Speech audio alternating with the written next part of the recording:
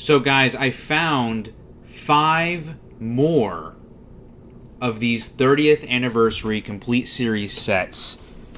And we got to talk about this, guys. We got to talk about what this means. So here we have Camp Lazlo. Complete series. Exact same as the previous that we've seen so far. Same 30th anniversary logo here. Marvelous Misadventures of Flapjack. Same logo here. Interesting design. My Gym Partner's a Monkey. 30th anniversary logo. Very interesting design here. I kind of like this. How they're kind of in each other's outfits. I think that's kind of cool. Courage the Cowardly Dog. 30th anniversary. Which is very strange.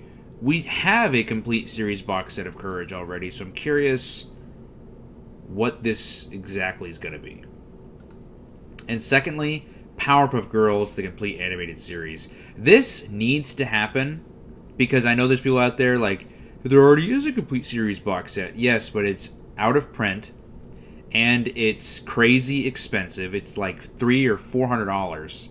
Like, no. We need a complete series box set of the Powerpuff Girls that's not going to cost me, $450, So this is good, but it's just the Courage one kind of surprises me. We literally have a Courage box set that has this exact box art. The only difference is that it's green in the background and it doesn't have the 30th anniversary stuff on it.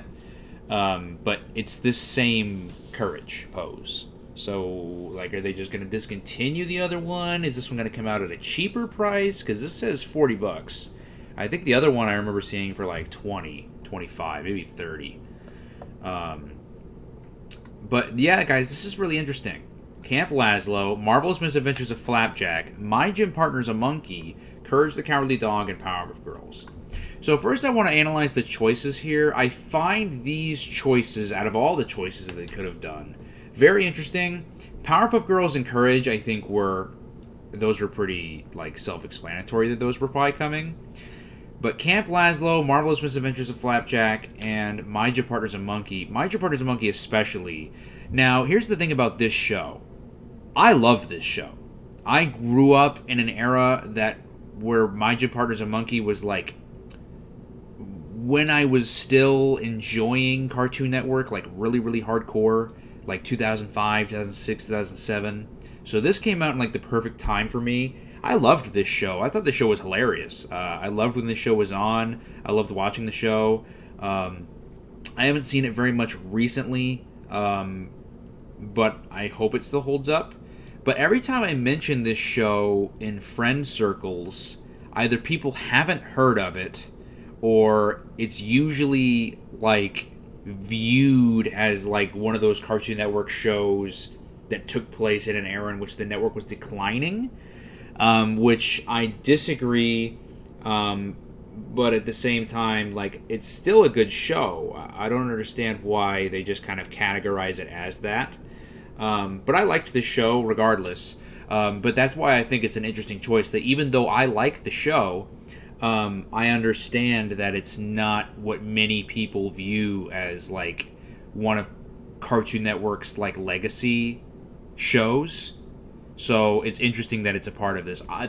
Me, personally, I'm happy it's there. I'm a fan of the show.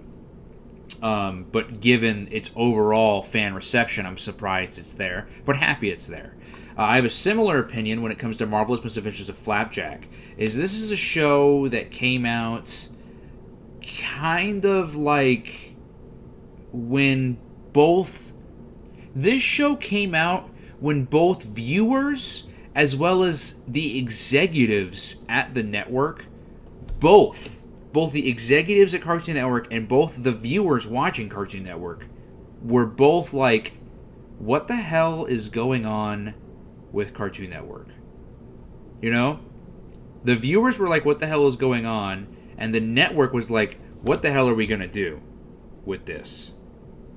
This was a period in which this show came out. Cartoon Network was going through a very tough time.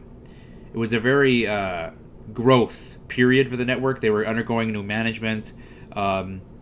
They were trying new things. They were leaving a lot of the old things behind. This show came out at a very interesting time, which is another thing. Like, it's a good show. I liked watching this show too, but it came out at a very interesting time for the network.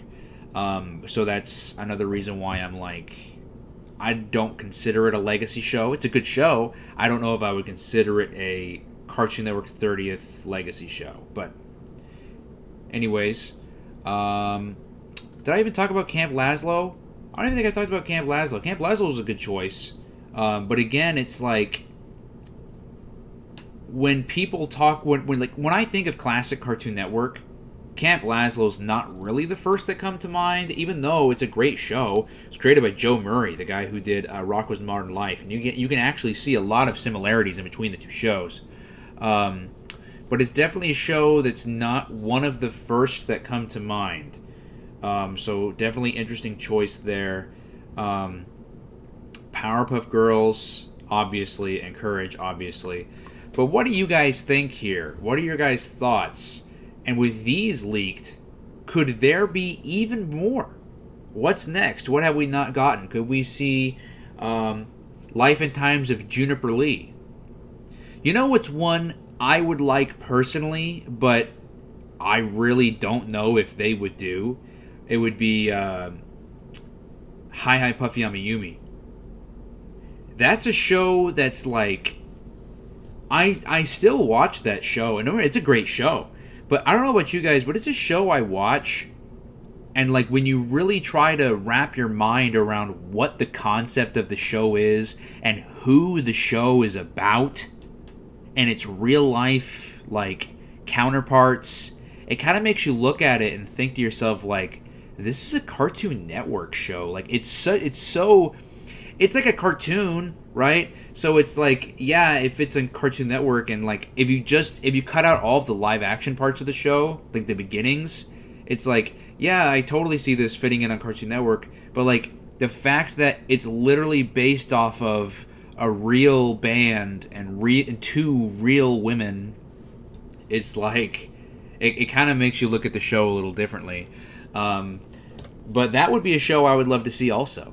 It's definitely also a part of Cartoon Network's legacy.